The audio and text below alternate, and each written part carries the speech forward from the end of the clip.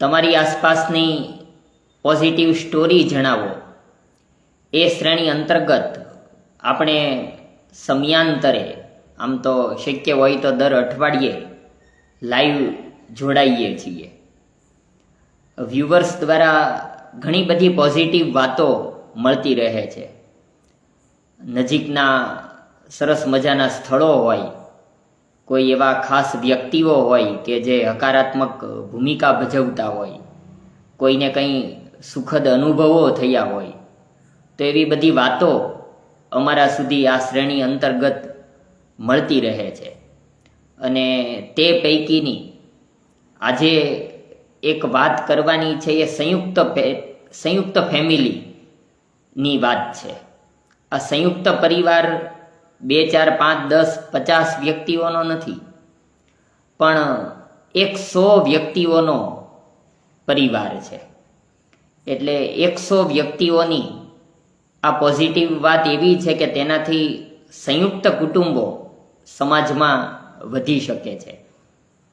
આપણે જોયું છે કે મોટાભાગના કુટુંબો વિભક્ત કુટુંબો થતા જાય છે. 2, 4, 5 વ્યક્તિઓ હોય કે 10, 12 વ્યક્તિઓ હોય, 15 વ્યક્તિઓનું કુટુંબ પણ ભાગ્યે જ હવે જોવા મળે છે. હમણાં બૂથ લેવલ ઓફિસર એટલે કે BLOની કામગીરીમાં મતદાર યાદી સુધારણાનું કામ ગુજરાત રાજ્યમાં ચાલી રહ્યું હતું. હાઉસ ટુ હાઉસ સર્વે ચાલી રહ્યો હતો. તો તેમાં જોવા મળ્યું કે મોટાભાગના પરિવારો 4-5 વ્યક્તિઓના, 7-8 વ્યક્તિઓના છે. 15 વ્યક્તિઓના પરિવાર ગામોમાં પણ હવે શોધવાનું કપરું છે. એ પરિસ્થિતિ વચ્ચે આ વ્યુઅર્સ દ્વારા 100 વ્યક્તિઓના પરિવારની વાત જણાવવામાં આવી છે.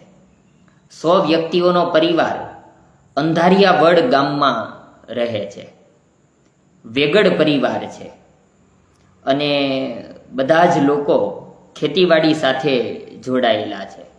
હવે કેટલાક ભાઈઓ તેમાંથી વેપારના રસ્તે પણ આગળ વધ્યા છે. પણ આ 100 વ્યક્તિઓનો પરિવાર ખરેખર એ પોઝિટિવ વાઇબ્રેશન સમાજમાં જન્માવી શકે એટલી તાકાત ધરાવતો આ પરિવાર છે. અંધારિયાવડ ગામનો તાલુકો ઘોઘા છે. ભાવનગરથી તળાજા હાઈવે ઉપર તણસા જવાનું થાય તો મોટા ભાગે બધા લોકો બુધેલ કોબડીવાળો નેશનલ હાઈવે પસંદ કરતા હોય છે. પણ જો સિત્સર વાળુકડ ખોખરાના રસ્તે જઈએ તો તેમાં આ અંધારિયાવડ ગામ આવે છે. ભાવનગરથી લગભગ 22 કિલોમીટર જેટલું અંતર છે. અને એ અંધારિયાવડ ગામમાં આ 100 વ્યક્તિઓનો પરિવાર વસે છે. શાંતિભાઈ વેગડ એ પરિવારના કાર્યકર્તા છે. પરિવાર વતી બધું કામકાજ સંભાળે છે. પરિસ્થિતિ પ્રમાણે કેટલાક ફેરફારો આ પરિવારને પણ થતા જોવા મળે છે. પણ અદ્ભુત કુટુંબ છે. ત્યાંની મેં મુલાકાત લીધેલી તો રસોડામાં જોઈએ તો બહેનો બધા કામે લાગ્યા હોય તો આપણને એવું લાગે કે જાણે કોઈ મેળાવડો હશે, લગ્ન પ્રસંગ હશે. દરરોજનું એવું રસોડું જામે છે. ત્યાં બહેનો રસોઈ બનાવતા હોય છે આખા પરિવારની. ઓસરીવાળા સરસ મજાના ઘર છે. અને સંયુક્ત ફોટો લેવાનો થયો હતો ત્યારે પણ એ ફોટોશૂટમાં આખો પરિવારને સમાવવો પણ મુશ્કેલ બન્યો હતો. તેનું જે દરજીકામ કરે છે એ વ્યક્તિ સાથે વાતચીત કરી તો તેમણે જણાવ્યું કે અમારું દરજીકામ આ પરિવાર માટે સતત ચાલતું રહે છે. એટલે અંધારિયાવડ ગામનો આ વેગડ પરિવાર એ આપણા સૌ માટે પ્રેરણાદાયી બની શકે છે. અને મોટાભાગના પરિવારના સભ્યોનો મત એવો હતો કે તેમાં લેટ ગો કરવાનું થતું હોય છે.